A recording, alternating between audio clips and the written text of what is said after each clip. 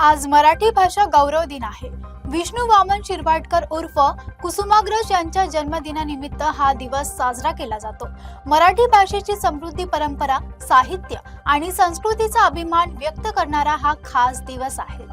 लाभले आम्हास भाग्य, बोलतो मराठी, जाहलो खरेच धन्य, ऐकतो मराठी.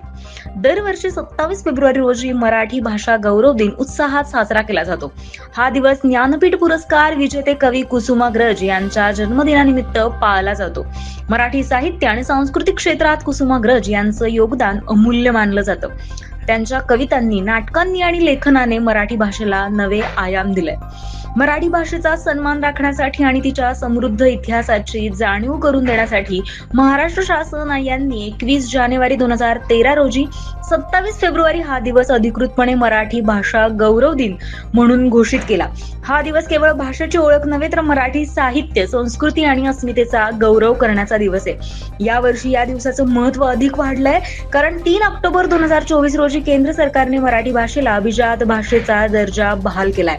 या निर्णयामुळे मराठी भाषेची जागतिक स्तरावर मान उंचावली आहे. मराठी भाषा गौरव दिनानिमित्त राज्यभर विविध सांस्कृतिक कार्यक्रम, साहित्य संमेलने आणि शैक्षणिक उपक्रमांचे आयोजन करण्यात येत आहे.